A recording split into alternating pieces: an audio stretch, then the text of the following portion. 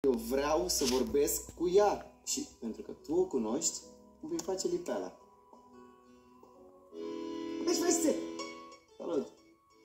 Hei, Antonio Pican! It's fanul tău, it's fanul tău, Mersi mult! Băi, Cornele, vorbeam și eu cu vărul meu aici, aveam o discuție în familie, ai venit tu și te-ai băgat aiurea în seamă. Hai, du-te, te caut eu. Băi, eu sunt ca fratele tău, suntem în familie, hai să de cine s-a îndrăgostit Antonio Pican?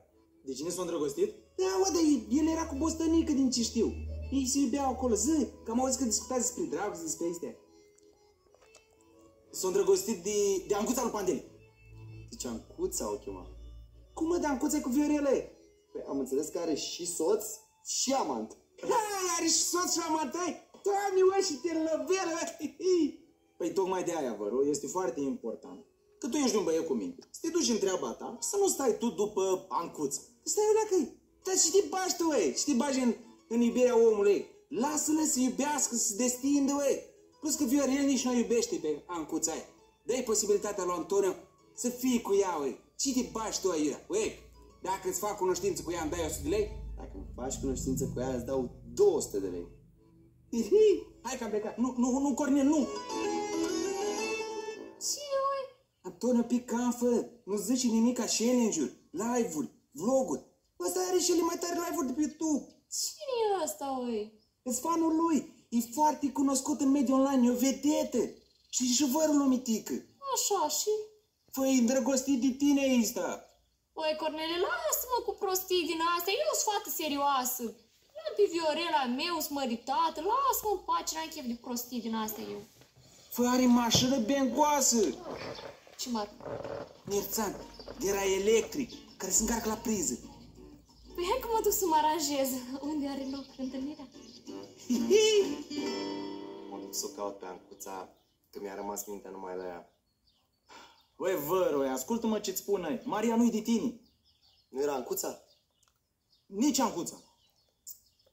Hai, mă, mitică, că văd eu cum fac.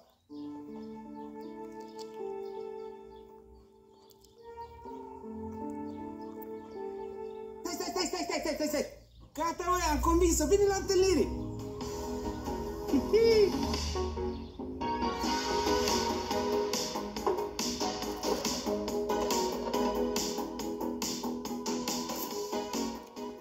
Ce e cenograda mea? Pregătesc o întâlnire romantică între vărul tău, Antonio, și Ancuța lui Pandele. Ui, Cornele, eu am crezut că glumește, e o confuzie, nu trebuia. Bună!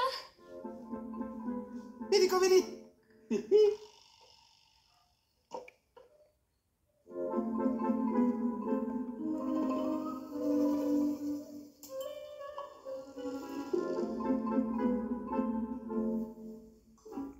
Hai, că nu-i din noi aici, să lăsăm îndrăgostiți să se cunoască.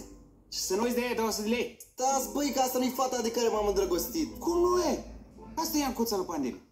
Vezi ce frumos. Da, nici când am fost așa mare nu le-am avut așa. Doream să fac treabă că s-a albit și se vede pământul sub unde. Doamne.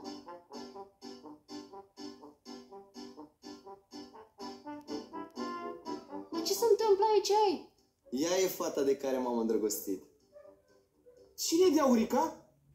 Nu, Cornelie, de Maria, de asta tot am evitat tot timpul să-ți spun, Dar tu nu, te-ai băgat aiurea în seamă, ai vrut tu să ajuți. Mămitică, la ce încurci tu oamenii și te bagi aiurea în seamă? Nu, Faurica, dar eu am vrut doar să... Dar nu... De cine te-ai îndrăgostit tu, Adică eu am fost mințită, Cornelie?